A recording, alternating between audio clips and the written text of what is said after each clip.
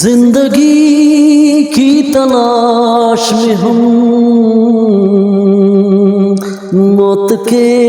کتنے پاس آ گئے ہم کہاں آ گئے ہم کہاں آ گئے. Welcome dear viewer, today my contents about Pakistani writers ادیب ممتاز مفتی کے متعلق آج ہم آپ کو بتائیں گے. تو first of all subscribe my YouTube channel for watching the video. دوستو ہمارے پاس جو بھی آپ تک نالج ہے ہم آپ کو ادب کی دنیا تک پہنچانا چاہتے ہیں اور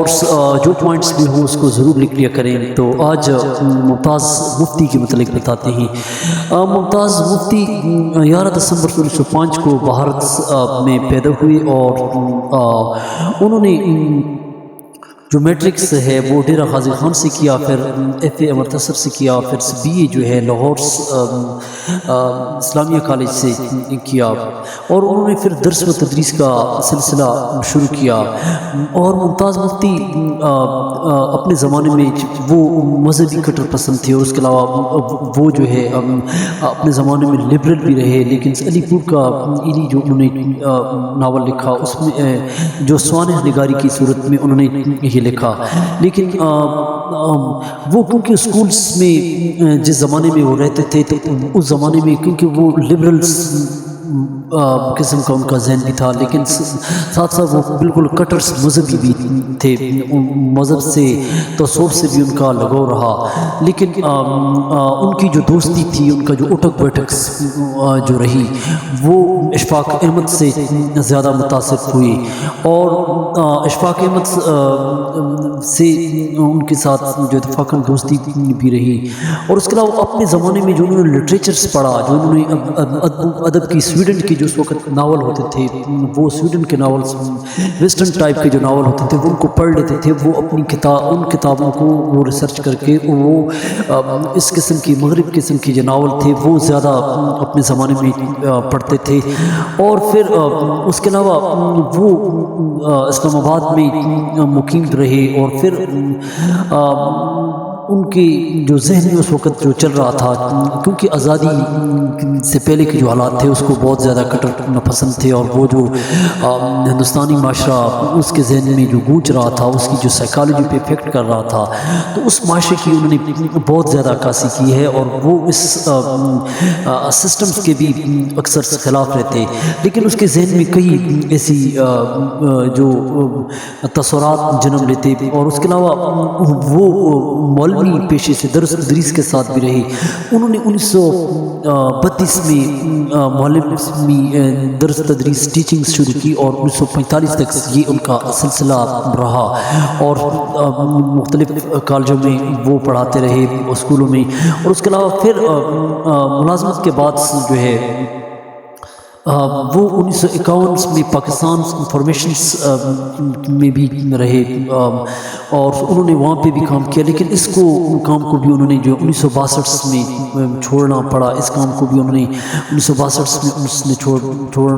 نے چھوڑ دیا. اور پھر قدرت اللہ شہاب کی ادیبوں کی جو ہے انہوں نے حالات لکھنا اس زمانے میں ان کی شخصیات نے بھی ان کو بہت متاثر کیا. اور قدرت اللہ شہاب نے خود بھی کہا ہے کہ یہ ایک کامیاب افسانہ نگار ہیں اور انہوں نے افسانے لکھے اور خاکے لکھے جو ان کی جو تحریریں ہیں, افسانہ ناول لکھا, لیکن ناول جو ان کی جو زیادہ ہیں وہ سوانح نگاری کی صورت میں ہیں. اور افسانہ اس وقت جو ان کا مشہور تھا وہ جھوکی جھوکی آنکھیں جو ہے اس وقت ادبی دنیا کا شاہکار لاہور سے یہ شائع ہوا تھا, یہ بہت اس زمانے میں مشہور رہا. اور انہوں نے کئی افسانے لکھے, ان کے افسانوں میں جو ہے ان کئی افسانہ ہے اور اس کے علاوہ جو ہے روکنی ہے, کئی گوما گومی ان کا افسانہ جو اپنے زمانے میں رہے. ممتاز مفتی جو ہے انہوں نے کئی خاکوں کے ذریعے انہوں نے چربے اتارے اور کئی خاکے بھی لکھے اور کئی افسانے بھی لکھے. افسانہ شارٹ سٹوری کو میری اور ویڈیو میں دیکھ سکتے ہیں, لیکن افسانہ انہوں نے ان کئی لکھا. پھر اس کے علاوہ روحنی اور اس کے علاوہ کئی اور افسانے انہوں نے لکھے. لیکن ان کی جو سوانح نگاری ہے وہ انہوں نے سوانح نگاری زندگی کے حالات اور ناولز جس کو ہم انوکھا کہتے ہیں، ناولز پہ انہوں نے ناول ٹائپ کے جو انہوں نے سوانح نگاری لکھی، ناول ایسے لکھے جو بالکل سوانح نگاری کی الگ نگری ہے جو انہوں نے لکھا، اور الگ نگری کے علاوہ جو ہے انہوں نے کئی اور سفرنامے بھی انہوں نے لکھے۔ سفرنامے میں ان کا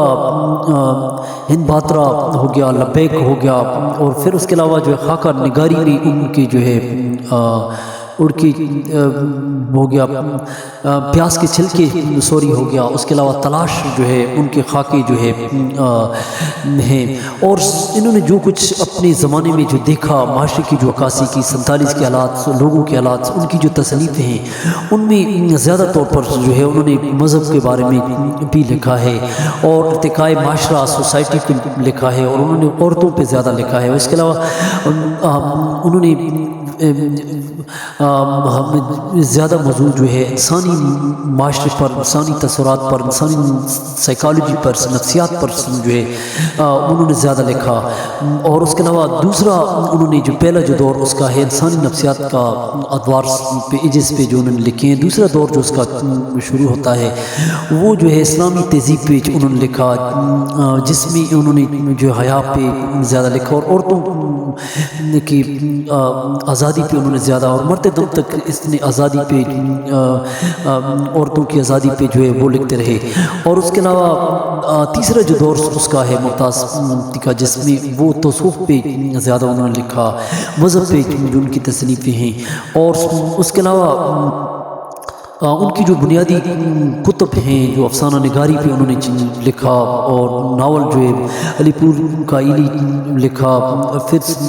علی پور کا ایلی جو یہ ناول جو ہے 1961 میں انہوں نے لکھا، اور اس میں ایلی